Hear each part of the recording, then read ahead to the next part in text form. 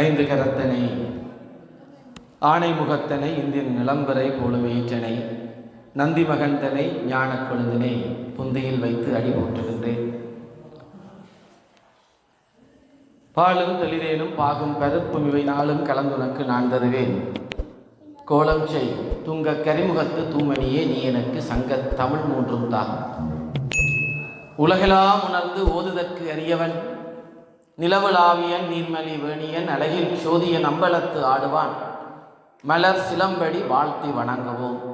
எல்லாம் வல்ல நிலாவலி ஸ்ரீ சித்தி விநாயக பெருமானையும் அதே போல எங்களுடைய தாயாக இருந்து அருள்பாலித்துக் கொண்டிருக்கின்ற முத்துமாரி அம்பாளையும் இந்த அண்ட சராசரங்களை எல்லாம் படைத்து காத்து கறந்து ரட்சித்து அருள் புரியக்கூடிய மாதுமி அம்பாள் மணாளனாகிய கோணநாயக பெருமானையும் இந்த இடத்திலே பணிந்து ஆணி உத்தர தீர்த்த திருவிழாவை அடிப்படையாக கொண்டு நடைபெற்று வரக்கூடிய இந்த மகோற்சவ பெருவிழாவிலே உற்சவங்கள் யாவும் நிறைவடைந்து இன்றைய நாள் பூங்காவன உற்சவம் எம்பெருமான் முன்னே சொன்னதைப் போல ஐந்தொழில்களையும் படைத்தல், காத்தல், அழித்தல், மறைத்தல், அருளல் என்கின்ற ஐந்தொழில்களையும் நிகழ்த்தி முடித்து தற்பொழுது ஒய்யாரமாக இந்த மலர் சோலையிலே இந்த பூங்காவனம் என்று சொல்லக்கூடிய இந்த சோலையிலே எம்பெருமான் ஆற அமர இருந்து ஓய்வெடுக்கின்ற காலப்பகுதி இந்த பூங்காவனம். உண்டகலை தொண்டனுக்கு உண்டு என்று சொல்லுவோம். அந்த வகையிலே ஐந்தொழில்களையும் இந்த அண்ட சராசரங்களையுமே படைத்து காத்து அழித்து அதே போல ஆன்மாக்களினுடைய அறிவை மறைத்து ஞானத்தை கொடுத்து ஐந்தொழில்களையும் புரியக்கூடிய எம்பெருமானை எங்களைப் போலவே நாங்களும் பாவனை செய்து எங்களுடைய உருவத்தை கொடுத்து எங்களுடைய இயல்புகளை கொடுத்து எங்களோடு ஒருவராக நாங்கள் பாவனை செய்து வழிபடுவதனாலே எங்களைப் போல் அந்த இறைவனுக்கும் ஒரு ஓய்வு வேண்டும் என்பதற்காக இந்த பூங்காவன நிகழ்வினை நாங்கள் செய்து வருகின்றோம். அந்த வகையிலே இந்த நிகழ்வினுடைய உபயோகாரர்கள் அதே போல இந்த கிரியைகளை நடாத்தி வைத்த சிவாச்சாரியார்கள் மேலும் இந்த ஆலயத்தினுடைய பரிபாலன சபையினர்கள் மற்றும் பக்த கோடிகள் அத்தனை பேருக்கும் பெருமானுடைய திவ்ய கிருபா கடாட்சங்கள் கிடைக்க வேண்டும் என்று அவரையும் தாழ் பணிந்தவனாக இந்த மகோற்சவ பெருவிழாவிலே முதல் 5 நாட்கள் பெருமானுடைய பெருமைகளையும் சைவ வாழ்வியல் முறைகளையும் சில நிமிடங்கள் உங்களோடு பகிர்ந்து கொள்வதற்கு சந்தர்ப்பம் கிடைத்தது. இன்று நிறைவுரையாக இந்த விழாவினுடைய நிறைவாக இந்த சொற்பொழிவினுடைய நிறைவு உரையாக இன்றைய உரை அமைய இருக்கின்றது. அந்த வகையிலே நாங்கள் நாளும் விநாயகப் பெருமானுடைய மகிமைகளை அவனுடைய வழிபாட்டு முறைகளை பார்த்து கொண்டு வந்தோம். இன்று இந்த விநாயகப் பெருமான் அமர்ந்திருக்கின்ற கோலம் பாருங்கள். எம்பெருமான் சாட்சாத் இந்த பரமசிவனை வைரவ பெருமானாக எழுந்தருளி இருக்கின்ற இந்த சன்னதியிலே அந்த வைரவருக்கு நேராக தந்தையை நோக்கிய தனையனாக தந்தைக்கு முன்பாக இருந்து என்னுடைய கடமைகளை எல்லாம் செய்து முடித்து விட்டேன் அப்பா என்று பார்த்து கொண்டிருப்பதை போல இந்த பிள்ளையார் இருக்கிறார். நான் தொடக்கத்திலே சொல்லியிருந்தேன், இந்த விநாயகருக்கும் சிவனுக்கும் நிறைய ஒற்றுமை இருக்கிறது. சிவபெருமானை போல பிரிப்பின்றி ஐந்தொழில்களை செய்பவர் எங்கள் விநாயகர் பெருமான். விநாயகருக்குரிய வழிபாட்டு முறைகள் பற்றி சொல்லிக் கொண்டு வந்தோம். அவருக்குரிய அருகம்புல் பற்றி சொன்னோம். அதே போல இந்த விநாயகருக்குரிய மலர்களிலே இன்னும் ஒன்று சிறப்பான மலர் எருக்களம். அதிலும் வெள்ளருக்களை விநாயகருக்கு சிறப்பானது என்று சொல்லுவோம். இந்த வெள்ளருக்களினுடைய இயல்பு என்னவென்று சொன்னால், சூரிய சக்தியை காந்தம் போல இழுத்து தனக்குள்ளே வைத்திருக்கக்கூடிய வல்லமை வெள்ளருக்களை இருக்கிறது. அதனாலே இந்த வெள்ளருக்களம் விநாயகருக்கும் சிவபெருமானுக்கும் வழிபாட்டுக்கும் மிகவும் உகந்த ஒரு மலராக சொல்லப்படுது. இந்த வெள்ளருக்களம் மலரை வைத்து நாங்கள் வழிபடுகின்ற பொழுது எங்களுக்கு ஏற்படக்கூடிய தொல்லைகள், நோய்கள், கடன்கள் எல்லாம் தீரும். பூதங்களை எல்லாம் விரட்டி அடிக்கக்கூடிய வல்லமை இந்த வெள்ளருக்களை கொண்டு. அதிலும் மிகச் சிறப்பாக வெள்ளருக்களினுடைய பட்டையை உரித்து அதை நூலாக்கி அந்த நூலை திரியாக்கி அந்த திரியிலே விளக்கேற்றுகின்ற பொழுது மங்களமான விடயங்கள், இந்த கெட்ட சக்திகள் நீங்கி நல்ல சக்திகள் உண்டாக்கக்கூடிய தன்மையெல்லாம் இந்த வெள்ளருக்களை கொண்டு. அப்படிப்பட்ட எங்களுடைய சூழலிலே கிடைக்கக்கூடிய இயல்பான மலர்களாலும் இயல்பான அருகு முதலான புட்களாலும் வழிபடக்கூடியவர் இந்த விநாயக பெருமான். விநாயகரை வழிபட துன்பம் போகும். நாங்கள் இறுதியாக பேசியிருந்தோம். சதுர்த்தி விரதத்தினுடைய சிறப்பு பற்றி சொல்லியிருந்தோம். வளர்முறை சதுர்த்தி அவனை வழிபடுவதற்கு, தேய்முறை சதுர்த்தி எங்களுடைய தொல்லைகளை துன்பங்களை எல்லாம் நீக்குவதற்கு. தொல்லையிரும் பிறவி சூழும் தலை நீக்கி, நாங்கள் மணிவாசகனுடைய திருவாசகம் பாடம் சொல்லுவோம். தொல்லையிரும் பிறவி சூழும் தலை நீக்கி அல்ல நிறுத்து எமை ஆனந்தமாக்கியதேன். அப்ப தொல்லை நீங்க வேண்டுமாக இருந்தால் இந்த விநாயகனை வழிபட வேண்டும். பொதுவாக பாருங்கள், இந்த வாழ்க்கையில 2 பேருடைய தொல்லை, எங்களுடைய வாழ்க்கையில 2 பேருடைய தொல்லை யாராலும் தவிர்க்க முடியாதது. ஒன்று சனி பகவானுடைய தொல்லை. இந்த கடகராசிக்காரங்களுக்கு இப்பதான் கொஞ்சம் முதல்ல சிரிப்பு. கடகராசிக்காரங்களுக்கு இப்பதான் இந்த அட்டமத்து சனி முடிஞ்சு அப்பாடா என்று நிம்மதியாக இருக்கின்ற காலம். அப்ப அடுத்த ராசிக்காரர்கள், கடகத்துக்கு அடுத்தது சிம்ம ராசிக்காரர்களுக்கு இப்ப அட்டமத்து சனி ஆரம்பிச்சிருக்கு. இந்த சனி பகவானை பொறுத்த வரைக்கும் எங்களுடைய தேவதைகளிலே, கடவுளர்களிலே நேர்மையானவர்கள் 2 பேர். எங்களுடைய தேவதைகள், எங்களுடைய கடவுளர்களிலே நேர்மையானவர்கள் 2 பேர். 2 பேருக்கும் நீங்க எதை கொடுத்தும் சமாளிக்க முடியாது. மற்ற தேவதைகளே கூட, எங்களுடைய கடவுளர்களை கூட விநாயக பெருமானுக்கு மோதகங்களை கொழுங்கடை எல்லாம் அமைத்து அவர் நர்க்கமுள் சாத்தினா அப்படியே வந்து இறங்கிடுவார். நான் சொன்ன குழந்தையை போடுறதால் குழந்தையாக வந்து விடுவார். ஆனால் இந்த சனி பகவானையும் இன்னொருவர் இருக்கிறார் யம தர்மராஜா. இந்த 2 பேரையும் எந்த காரணத்தாலும் நாங்கள் அவர்களை தணிக்க முடியாது. அப்படிப்பட்ட சனி பகவானுடைய துன்பத்திலிருந்து நாங்கள் விடுபடுவதற்கு வழிபடக்கூடிய ஒரே ஒரு கடவுள் இந்த விநாயக பெருமான். அதுக்கு காரணம் என்னன்னு சொன்னா ஒரு கதை சொல்லுவாங்க.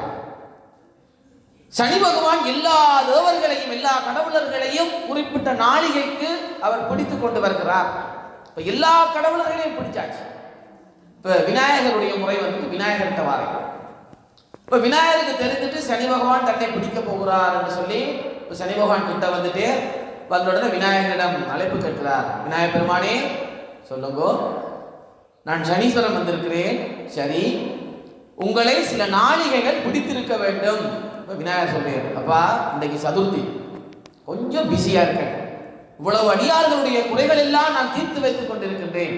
எனவே இன்னைக்கு நேரம் இல்லை, நீ போயிட்டு நாளைக்கு வா என்று சொல்லி விநாயகர் சொல்கிறார்.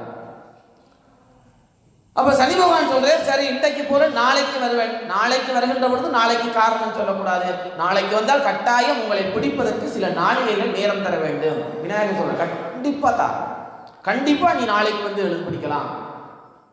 ஆனா ஒரு நிபந்தனை, நீ நாளைக்கு வரணும், அதை நீ எழுதி வச்சுட்டு போ. எங்க எழுதி வைக்கிறது? இந்த முதுகிற்கு எழுதி வச்சுட்டு. அப்ப விநாயகருடைய முதுகிலே சனி பகவான் எழுதுகிறார், இன்று போய் நாளை வருகிறேன். சரி, உத்தரவு வாங்கி சனி பகவான் வலிக்கிட்டார். அடுத்த நாள் வாரேன். இப்போ விநாயகர் வந்து, விநாயகரப்பா வந்திருக்கேன், நேற்று நீர் வாக்கு தந்தது போல இந்த கும்பலை பிடிக்க போறேன். இப்போ விநாயகர் சொன்னார், அப்படியே கொஞ்சம் பிற்பக்கம் திரும்பி வா. முதல் என்ன எழுதி வச்சிருக்கா? நீ தான் உன்னுடைய கையால் எழுதி வச்சிருக்கா. எப்படி எழுதிருக்கிறா? இன்று போய் நாளை வருகிறேன். சரி, போயிட்டு நாளைக்கு வா. மறுநாள் வாரே சனி பகவான்.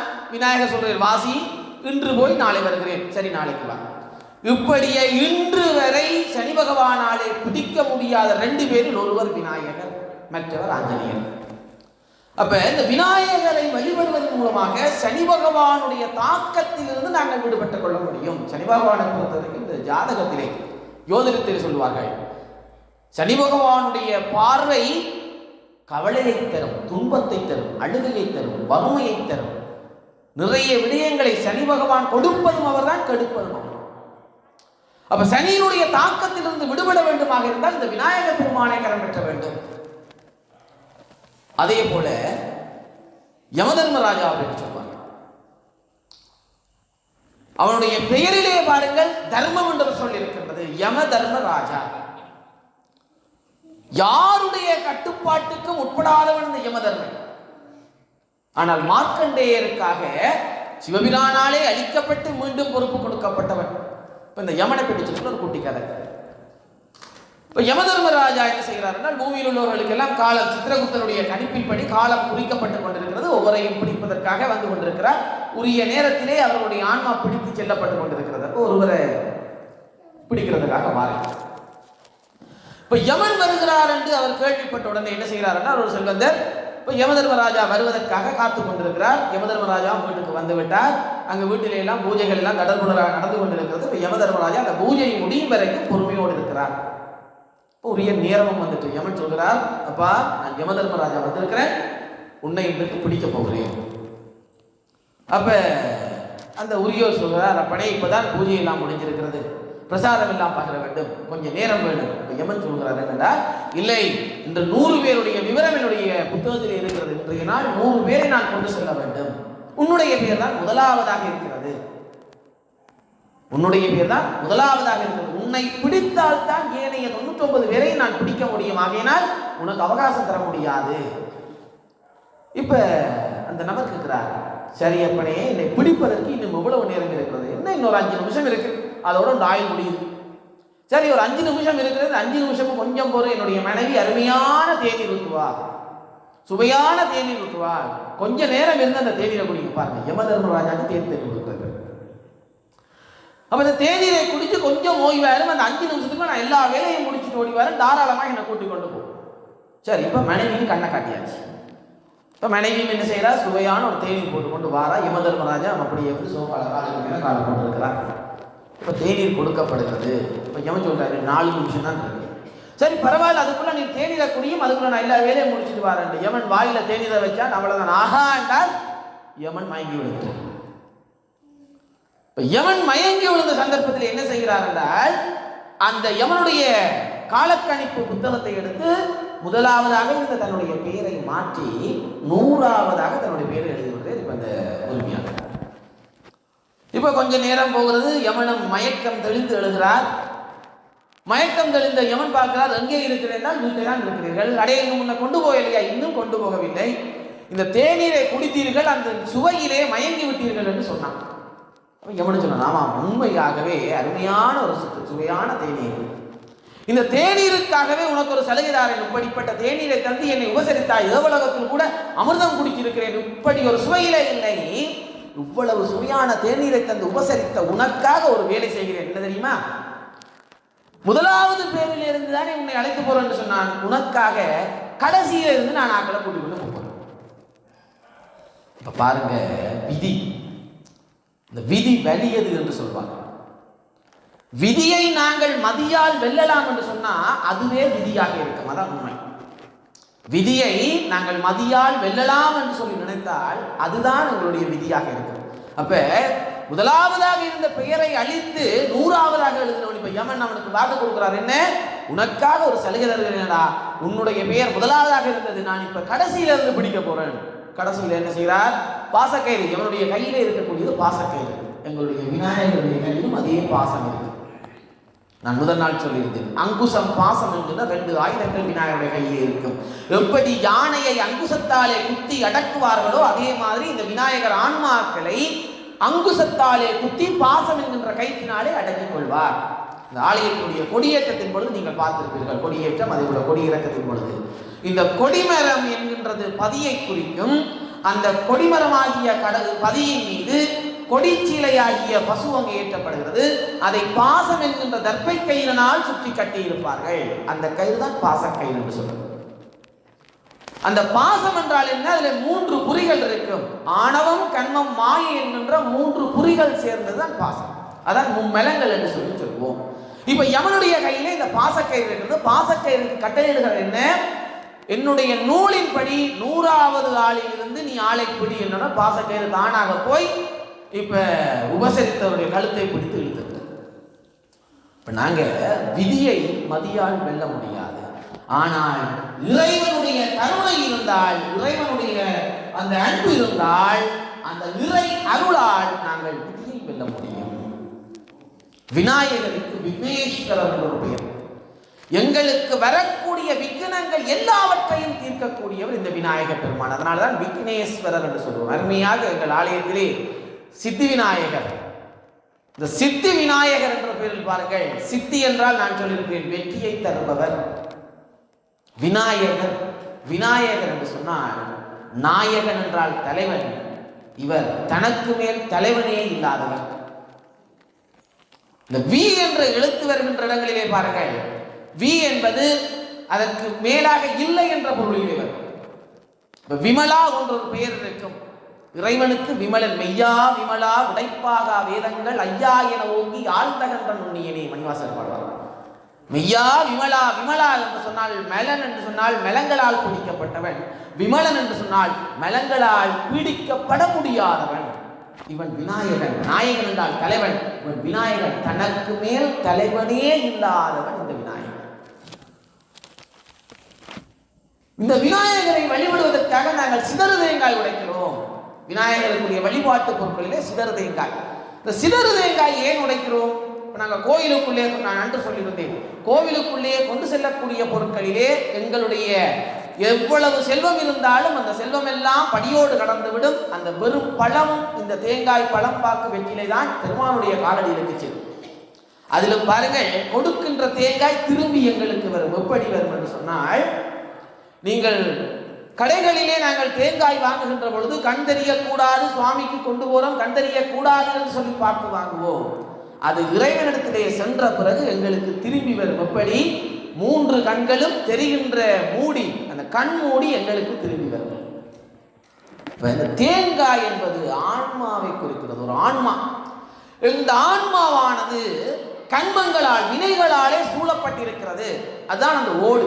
தேங்காயினுடைய ஓட்டை பாருங்கள், கடினமான வெண்மையான ஓடு.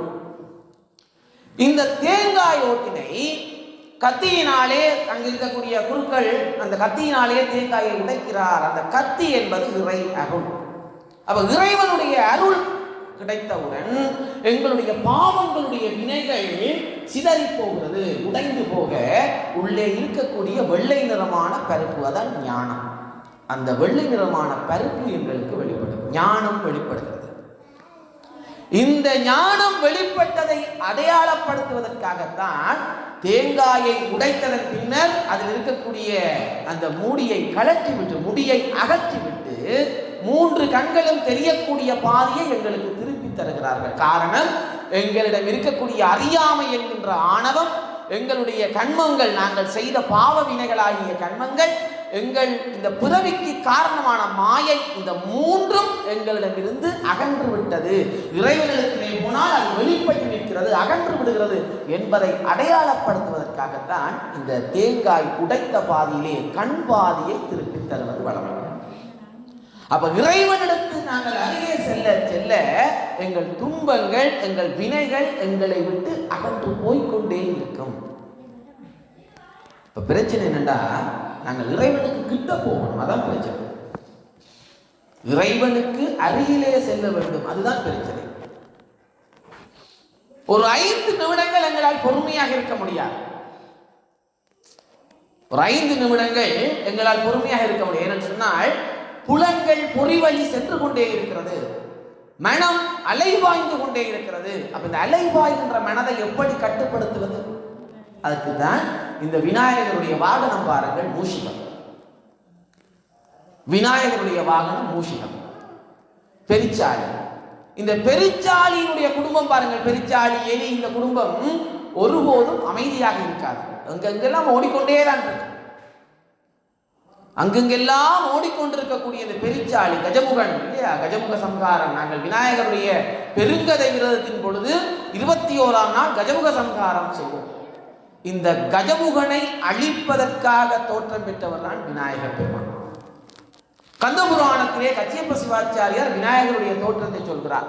எப்படி என்றால், இந்த கஜமுகனை சம்ஹாரம் செய்வதற்காக சிவபெருமானும் பார்வதியும் என்ன செய்கிறார்கள்? கைலாயத்திலே மந்திர சித்திர அறை என்று ஒரு மண்டபம், மந்திர சித்திர மண்டபம். அந்த மந்திர சித்திர மண்டபம் என்னவென்று சொன்னால், அந்த மண்டபம் முழுக்க மந்திரங்கள் ஓவியங்களாக வரையப்பட்டிருக்கும். அதற்கு பெயர் மந்திர சித்திர மண்டபம். இந்த மந்திர சித்திர மண்டபத்திலே 2 பிரணவங்கள் இருந்தது. பிரணவம் என்றால் ஓம்காரம். ஒன்று சமஷ்டி பிரணவம், மற்றது வியஷ்டி பிரணவம். இந்த சமஷ்டி பிரணவமும் வியஷ்டி பிரணவமும் இந்த பார்வதி பரமேஸ்வரன் சிவன் பார்வதியுடைய கருணையினாலே ரெண்டும் ஒன்றாக இணைந்து ஓங்காரமாக மாற அந்த ஓங்கார வடிவாக தோன்றியவர் தான் இந்த விநாயகர் பெருமான். இது கந்த புராணத்திலே கச்சியப்ப சிவாச்சாரியார் சொல்லுகின்ற விநாயகருடைய கதை. அந்த ஓங்கார வடிவமாக தோன்றிய இந்த பரம்பொருள் தான் கஜமுகனை அளிக்கிறது. எப்படி அதை பெருச்சாலியாக்கி தன்னுடைய ஆணவத்தினுடைய அடையாளமாக இருந்த கஜமுகனை தன்னுடைய வாகனமாக்கி தன்னுடைய கட்டுப்பாட்டின் கீழே கொண்டு வருகிறார். இப்ப பாருங்க, விநாயகருடைய வாகனமான பிறகு அந்த எலி அமைதி அடைகிறது. ஆக அலைவாழ்ந்து கொண்டிருக்கக்கூடிய எங்கள் புலன்களை எங்கள் மனதை கட்டுப்படுத்தக்கூடியது யார் என்று சொன்னால் இந்த விநாயகர் பெருமான். அவனுடைய அங்குசமும் பாசமும் தான் எங்களை கட்டுப்படுத்தும். அதுதான் எங்களுக்கு அருள் புரியக்கூடியது என்று சொல்லலாம்.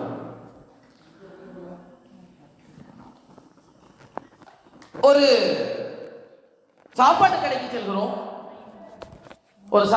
செல்கிறோம். அந்த கடையிலே உணவு சுவையாக இருக்கிறது, அருமையாக இருக்கிறது என்று சொன்னால் அதை சாப்பிட்டு அதன் உணவு சுவையாக இருக்கிறது என்பதற்கு ஒரு வாழ்த்து சொல்லிவிட்டு வேண்டுமென்றால் இன்னும் ஒரு 50 ரூபாய் 100 ரூபாய் மேலதிகமாக கொடுத்து விட்டு திரும்பி வந்துவிட வேண்டும். அதை விடுத்து அந்த உணவு எப்படி தயாரிக்கிறார்கள், அது ஏன் சுவையாக இருக்கிறது என்பதை ஆராய்வதற்காக அந்த கடையிலே உணவு சமைக்கிற இடத்தை எட்டி பார்த்தால் அதுக்கு பிறகு வாழ்க்கையில கடையில சாப்பிட மாட்டேன். ஒரு கடையிலே உணவு சுவையாக இருக்கிறது என்று சொன்னால் அதை சாப்பிட்டு விட்டு வந்துவிட வேண்டும்.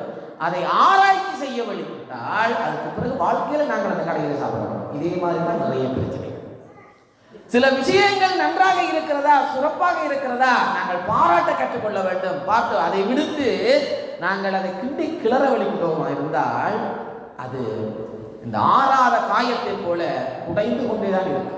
இந்த குடைச்சலுக்கெல்லாம் எங்களை அடக்கக்கூடிய அங்குசப் பெருமான்.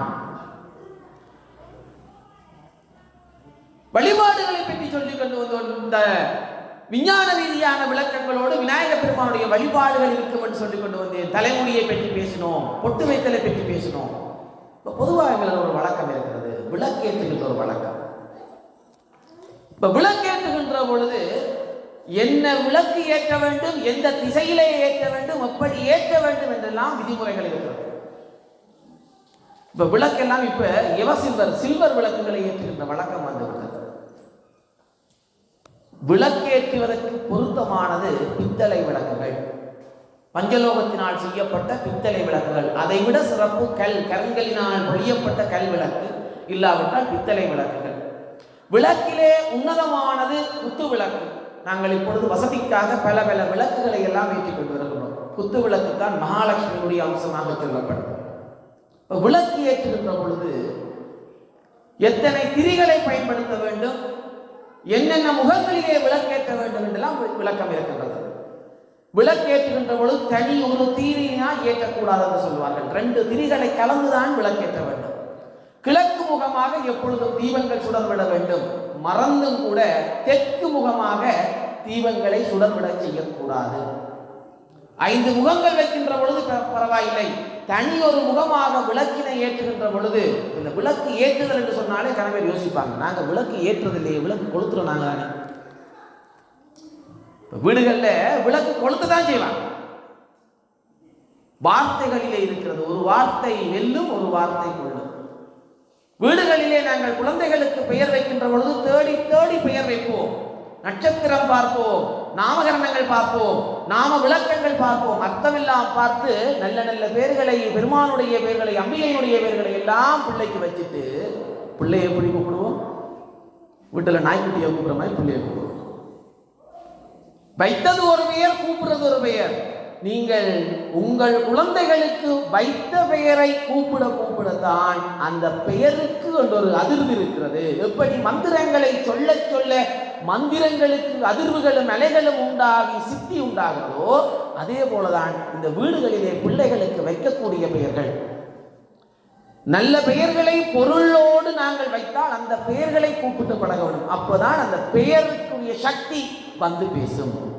நாங்கள் வைக்கிறது ஒரு பெயர், கூப்பிடுறது ஒரு பெயர். வார்த்தைகளிலே இருக்கிறது.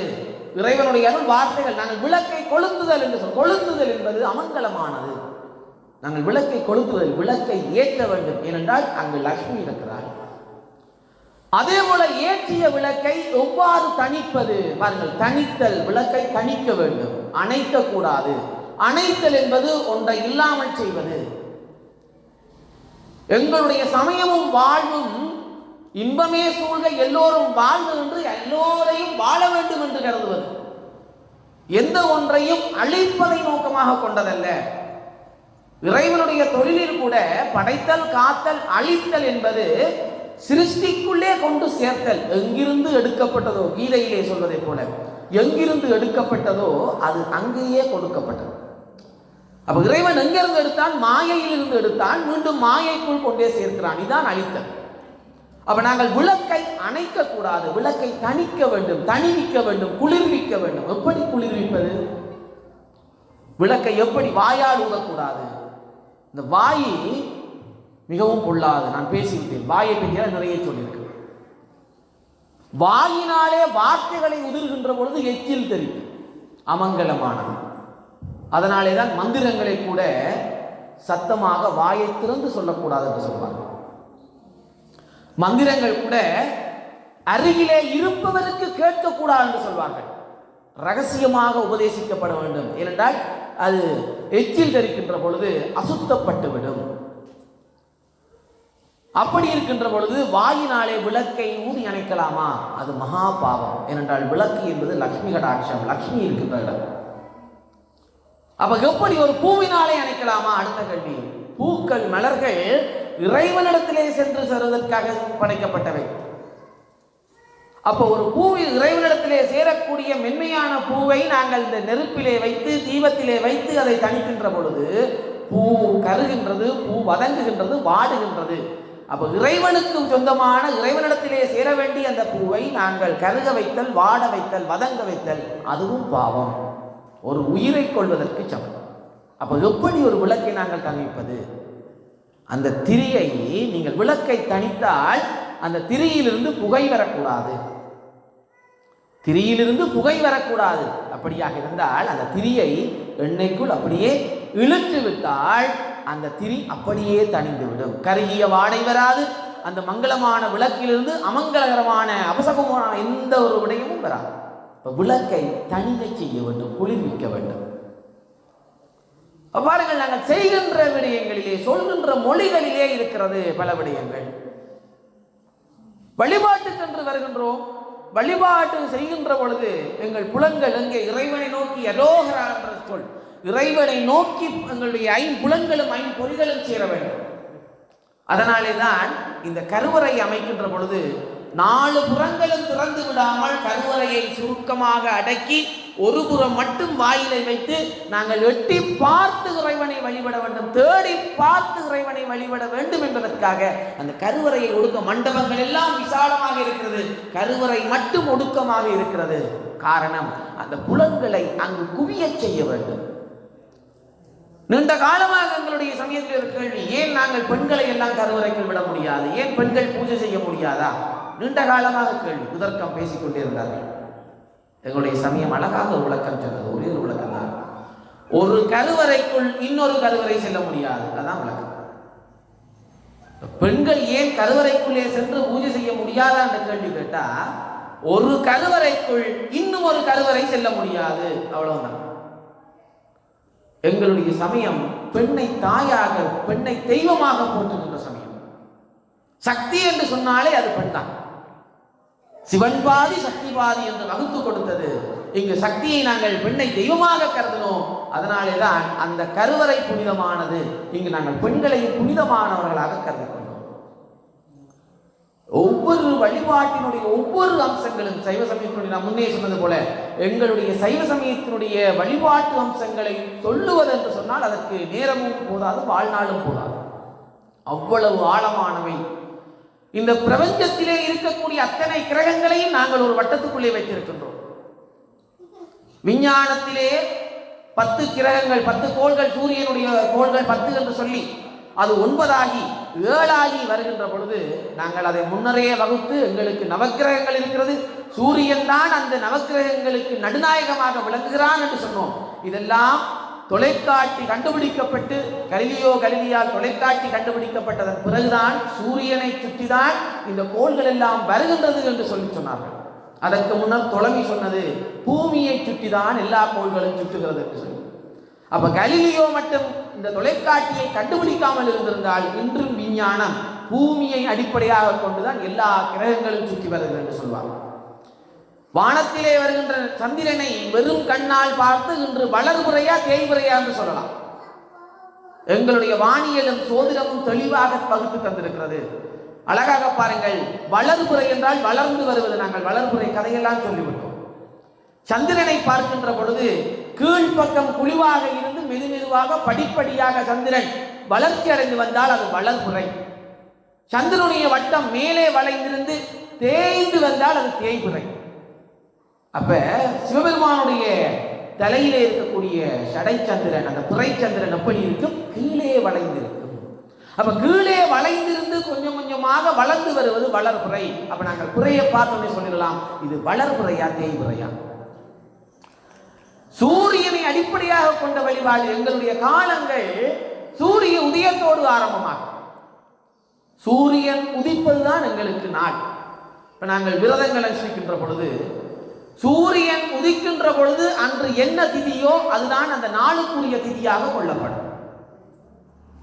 இப்ப நாங்க காலையில எழுமணும், இந்த ரேடியோலையும் டிவிலையும் ராசி பலன் கேட்கறதுலாம் இருப்போமே தவிர இன்றைய திதி என்ன, இன்றைய நாள் என்ன, இன்றைய கோள் என்ன என்பதை நாங்கள் கவனிப்பது கிடையாது. எல்லாரும் வீட்லையும் இந்த பஞ்சாங்க கலண்டர் வாங்கி போடுவோம். 1ஆம் தேதியான ஓடி போய் எங்களுக்கு பிடித்த படம், பிள்ளையார் படம் வேணும், அம்மன் படம் வேணும், சிவபெருமான் படம் வேணும் என்று வாங்கி கொண்டு வந்து பஞ்சாங்க கலண்டரை சுவத்தில் மாட்டி அதுல ஒவ்வொரு நாளும் பூவை சொருகி சந்தன குச்சியை கொண்டு அதுல சொருகி இந்த சந்தன குச்சி எல்லாம் எரிந்து முடிந்து படத்திலையும் அது பிடிச்சு அது அப்படியே ஒரு கோலமாக வீட்டில் இருக்கு. காலையில நாங்கள் எங்களுடைய எங்களுடைய கோளினுடைய எங்கள் நட்சத்திரத்தினுடைய பலனை பார்க்க தெரிந்த நாங்கள் அன்றைய நாளினுடைய சிறப்பு என்ன, அன்றைய கோளினுடைய சிறப்பு என்ன என்பதை நாங்கள் பார்க்க தவறிவிடுகிறோம். சூரியன் உதிக்கின்ற பொழுது என்ன திதி இருக்கிறதோ அன்றைய நாளில் அந்த திதி கொள்ளப்படும். ஆக திதியின் அடிப்படையில தான் எங்களுடைய வாழ்வியல் வழிபாடுகள் எல்லாமே வகுக்கப்படுகின்றன. அதுல பாருங்க, ஒருவர் பிறந்தால் நட்சத்திரத்தை வைத்து கணக்கிடப்படுகிறது.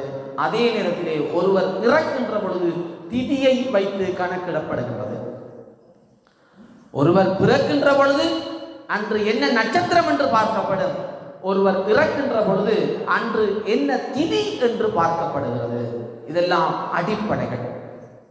நாள் நேரம் குறிக்கின்றோம். நாள் நேரம் குறிக்கின்ற பொழுது இந்த ராகு காலம் பற்றி ஒரு விஷயம். நாங்கள் சில காரியங்களை ராகு காலத்திலே செய்யக்கூடாது என்று தவிர்த்து விடுவோம். இப்ப ராகு காலத்தை தவிர்ப்பதற்கான காரணம் என்ன? எங்களுடைய நாள் பார்க்கின்ற பொழுது சுப நேரம் பார்ப்போம். இந்த யமகண்டம் ராகு காலம் தவிர்த்து விடுவோம். இதை விட இன்னும் ஒன்று கேலண்டர்ல இருக்கும், குளிகன் என்ற ஒரு நேரம் இருக்கு. இந்த குளிகனை நாங்க பார்ப்பது கிடையாது.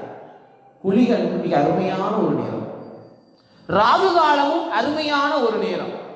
எதற்கு அருமையானது என்றால் ராகு காலம் வழிபாட்டிற்கு சிறப்பானது. ராகு காலம் துர்க்கைக்கு விளக்கு வைத்தல், நெய் விளக்கு ஏற்றுதல் எப்பொழுது ஏற்ற சொல்கிறார்கள்? ராகு காலத்திலே ஏற்ற சொல்கிறார். காரணம் என்னென்றா, ராகு காலத்திலே நாங்கள் செய்வது நல்லதோ கெட்டதோ எதுவோ அது 2-3 மடங்கு பலனை தரும்.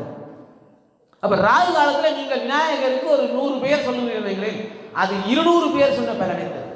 ஒரு விளக்கை ஏற்றி 10 நிமிஷம் இருந்து கண்ணை மூடி இருந்தா அது 1 மணித்தியாலம் இருந்ததுக்கான பலனை தரும். ராகு காலத்துடைய சிறப்பு அப்படி. அப்ப கேள்வி கேட்கலாம், அப்ப ராகு காலத்துல ஏன் வழிபாடு மட்டும்தான் செய்யணுமா? நாங்கள் வேறு எதுவும் செய்யக்கூடாதா? செய்யலாம். என்ன ஒரு பிரச்சனைடா, சும்மா நடந்து போறோம், கல்லு அடிக்கிட்டு சின்ன ஒரு காயம் ரத்தம் வந்துட்டு, அதே இது ராகு காலத்தில் அடிபட்டா காலையே போயிடும். பரவாயில்லையா? இல்ல 2 பேர் கதைச்சிட்டு இருக்கோம், வாயத்திலிருந்து கதைச்சிட்டோம், சண்டை வந்துட்டு அரைஞ்சிட்டாங்க, சரி பரவாயில்ல அரைஞ்சு விட்டாச்சு. இல்ல ராகு காலத்தை செஞ்சா கத்தி எடுத்தே வெட்டிடுவான். பரவாயில்லையா? அப்ப ராகு காலத்துல எதை செய்தாலும் அது டிரான்ஸ்ஃபர் போய் கை வைக்கிற மாதிரி. அதனாலதான் ராகு காலத்தில் வழிபாடு செய்ய சொல்கிறார்கள். இறை வழிபாடு, இறை சன்னதியிலே இருந்து வழிபாடு செய்கின்ற பொழுது அதனுடைய சக்தி அதிகரிக்கும். இப்ப 2வது குளிகன். இப்போ குளிகனை நல்ல நேரம் என்று சொன்னீங்களே, ஆமா குளிகன் நல்ல. இந்த குளிகன்ல எதை செய்தாலும் அது மீண்டும் மீண்டும் மீண்டும் மீண்டும் நடக்கும். அப்படி ஒரு சக்தி இந்த குழிகளுக்கு இருக்கிறது. குழிகள்ல நீங்க எதை செய்தாலும் மீண்டும் மீண்டும் நடக்கும். அப்ப ஒன்றை தவிர மிச்சம் எல்லாம் குழிகள்ல செய்யலாம். திருமணத்தை தவிர மற்ற எல்லாம் குழிகள்ல செய்யலாம். இப்ப சில பேருக்கு ஆசை, அப்ப நம்ம குழிகள்லயே திருமணம் செய்தா என்ன? குழிகள்லயே திருமணம் செய்தா திரும்ப திரும்ப திருமணம் செய்ய வேண்டியது, அவ்வளவு. அப்ப குழிகளுடைய சிறப்பு என்னவென்றால், யாருக்காவது கடன் கொடுப்பதாக இருந்தால் அன்று கேலண்டர்ல குழிகள் பார்த்து கடனை கொண்டே செலுத்துங்கள். வீட்டுக்கு புதிதாக பொருட்கள் வாங்குறீர்களா, குழிகள் பார்த்து வாங்குங்கள். வாங்குகின்ற பொருட்கள் வாங்கி கொண்டே இருப்பீர்கள், கொடுக்கின்ற கடன் கொடுத்து முடித்து விடுவீர்கள்.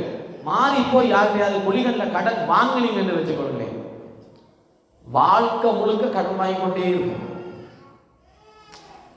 அதே மாதிரி வீட்டில் இருக்கிற பொருட்களை யாருக்காவது கொடுத்தோமானால் வாழ்க்கை முழுக்க வீட்டில் இருக்கிறத கொடுத்து கொண்டே தான் இருக்கும்.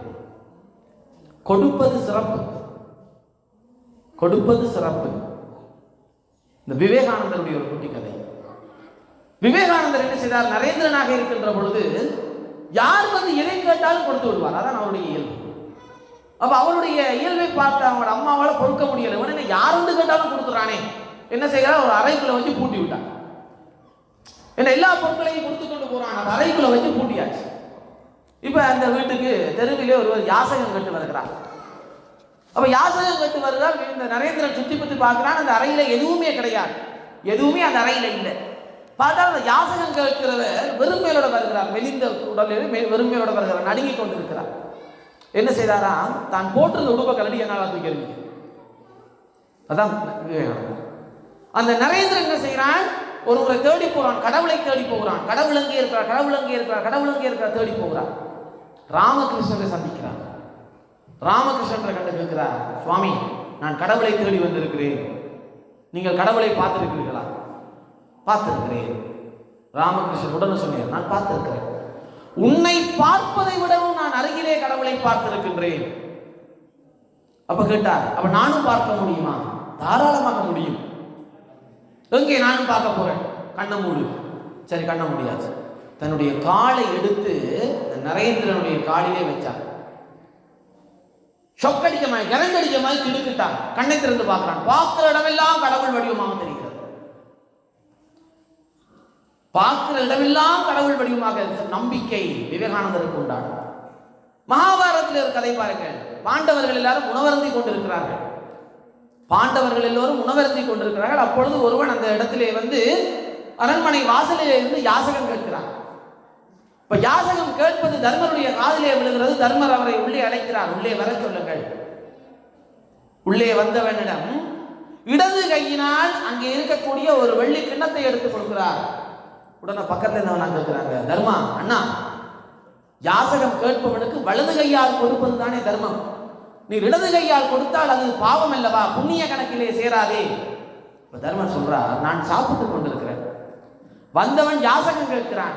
இப்ப சாப்பிட்டு கொண்டிருந்த நான் சாப்பாட்டை இடையிலே விட்டு எழுந்து செல்வது பாவம். முதலாவது, அன்னத்துக்கு நாங்கள் மதிப்பு கொடுக்க வேண்டும். அன்னம் என்பது லட்சுமி, அன்னலட்சுமி, தனலட்சுமி. இந்த அன்னலட்சுமியை நாங்கள் சாப்பிட்டு கொண்டிருக்கிற நாங்கள் இடையிலே எழுந்து சென்றால் லட்சுமியை அவமதித்தல், செல்வம் சேராது, அன்னம் சேராது. அப்ப உணவை பாதியிலே விட்டு செல்லக்கூடாது. உணவு சிந்தினால் அது பாவம், லட்சுமி சிந்தினால் பாவம், உணவை சிந்தக்கூடாது. சரி, நான் சாப்பிட்டு முடித்து எழுந்து சென்று கை கழுவி வரும் வரைக்கும் அவர் இருக்க வேண்டும். அவர் வேறு காரணத்தால் சென்று விடலாம். இரண்டாவது, நான் சாப்பிட்டு பொறுமையாக சாப்பிட்டு முடித்து கை கழுவி வருவதற்குள் என்னுடைய மனம் மாறிவிடும். இவனுக்கு ஏன் இந்த வெள்ளி கிண்ணத்தை கொடுக்க வேண்டும் என்று இந்த மனசு கேட்டு கேள்வி.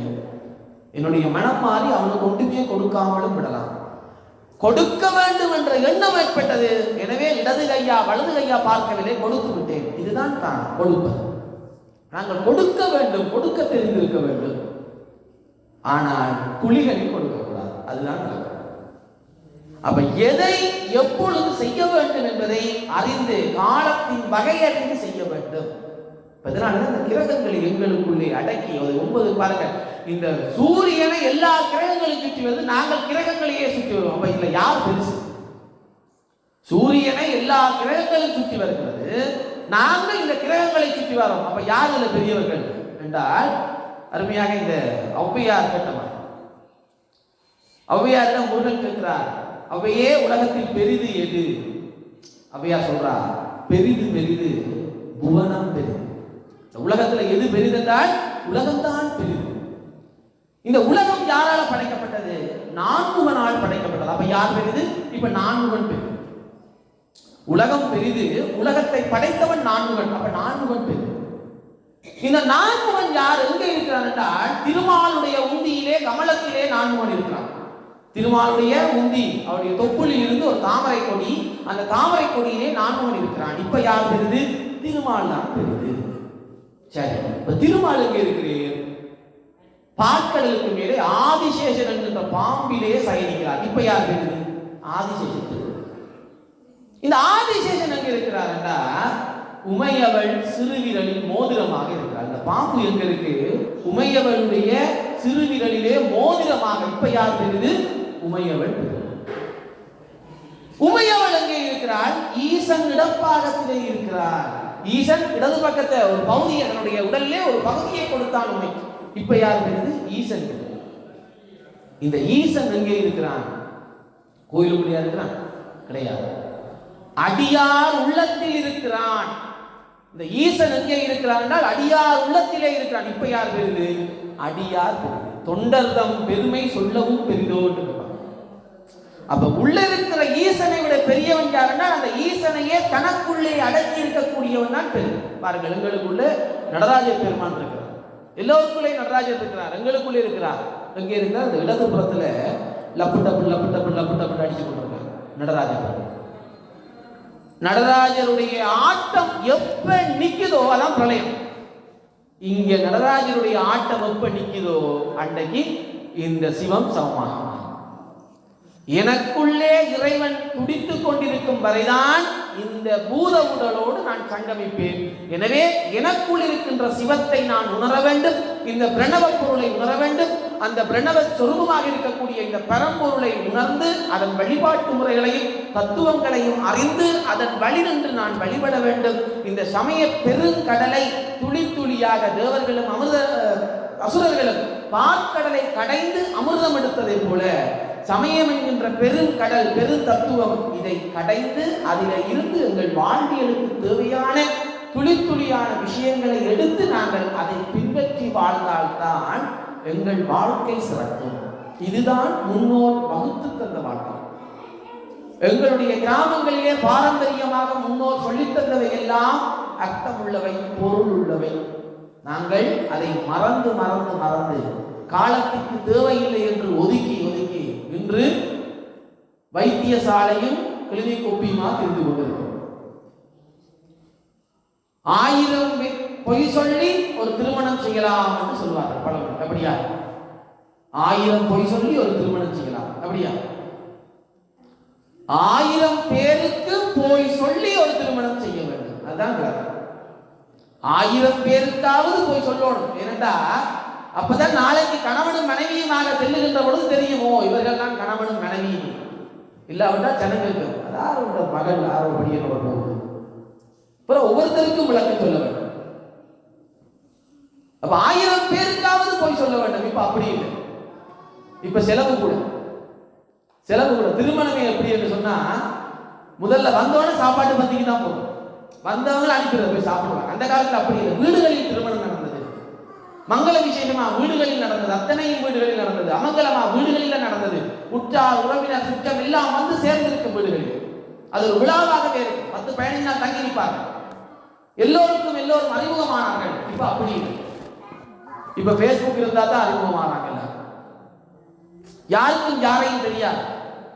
அன்று விழாக்கள் செய்யப்பட்டதே உறவுகள் கூடுவதற்காக, ஊர் கூடி தேர்தல். இப்ப இன்றைக்கு கோயில்ல உற்சவம் நடக்கலாட்டி இவ்வளவு பேர் இருக்க மாட்டேங்க. இங்க ஒரு தேர் திருவிழா என்று சொல்லி நடக்கலாட்டி ஒரு 500 பேர் கூட மாட்டீங்க. அந்த பிள்ளையார தேர் பிடித்து இழுக்க மாட்டீங்க. முக்கியமானவங்க ஒற்றுமையா இருக்க மாட்டீங்க. ஆளாளுக்குள்ள சண்டை சச்சரவு வந்து கொண்டே இருக்கும். ஆனால் பிள்ளையாருடைய தேர் இழுக்க வேண்டும், வடம் பிடிக்க வேண்டும், ஆள் போதாது, எல்லாரும் வாருங்கள் என்று சொன்னோன்னே எல்லாரும் வந்து ஒற்றுமையா இருந்து அந்த வடத்தை பிடித்து இழுக்க விநாயகர் வர்ற பாருங்க, அதுதான் ஊர் ஒற்றுமை. ஊர் கூடி தேர் இழுத்தல். அந்த வடம் பிடிக்கிறதுல மட்டும் இருக்கக்கூடாது ஒற்றுமை. இந்த விநாயகர், இங்க இருக்கக்கூடிய சித்தி விநாயகர் இன்னும் காலகாலத்தில் இருக்க வேண்டும். அதற்கு எங்கள் சந்ததி என்கின்ற வடம் இருக்க வேண்டும். அந்த வடத்தை எல்லோரும் சேர்ந்து இழுத்து கொண்டு செல்ல வேண்டும். ஆளாளுக்கு ஒரு பக்கம் இழுத்தா சித்தி விநாயகர் சந்தி விநாயகராக மாறிவிடும். விநாயகர் தந்த அருளை நாங்கள் எப்படி வைத்திருக்க வேண்டும்? அப்ப இந்த விழாக்கள் எப்படி மறந்து இன்றைக்கு திருமண மண்டபத்திலே விழாக்கள் முடிந்து விடுகிறது. தாலி கட்டுகின்ற பொழுது நெருங்கிய உறவினர்கள் 10 பேர் இருக்கிறாங்க, மிச்சவங்க நேரடியா மண்டபத்துக்கு வராங்க. எப்படி வராங்கன்னா வந்தோடனே பந்திக்கு போறாங்க, வந்தோடனே போட்டோ, அவ்வளவுதான், போயிட்டு வரோம், ஆள் போயிடும். ஆக்கள் வந்தாங்களா வரலையான்றது வீடியோ பார்த்தா தான் தெரியும். தச்சலா வீடியோ எடுத்த கேமராமேன் எடுத்த வீடியோ அழிஞ்சிட்டுன்னு சொன்னா அவ்வளவுதான், யார் வந்தாருன்னு தெரியா, யார் போனாருன்னு தெரியும். இப்ப இன்னும் ஒரு கொடுமை பாருங்க, மரண வீடுகள் கூட இப்பொழுது மண்டபத்துக்கு வந்துவிட்டது. எங்களுடைய திருவோணமலையிலே அதிலேயாவது ஊர் சேரும் உற்றார் சேரும் நண்பர்கள் எல்லோரும் சேருவார்கள், அறிந்தவர் அறியாதவர்களை அறிமுகப்படுத்தலாம் என்று பார்த்தா அதுவும் மண்டபத்துக்கு வந்து விட்டது. நாங்கள் திருமணத்துக்கு செல்வதை போல நேரத்துக்கு சென்று அஞ்சலி செலுத்திவிட்டு சென்று விடுகிறோம். இப்ப அதுலேயும் இன்னொரு விசேஷம், எல்லாம் லைவ்லேயே போகுது. கண்ணீர் அஞ்சலி லைவ்ல போகுது, திருமணம் லைவ்ல போகுது. இன்னும் ஒரு காலப்பொறுமை, லைவ்லேயே தாலியும் கட்டுறாங்க.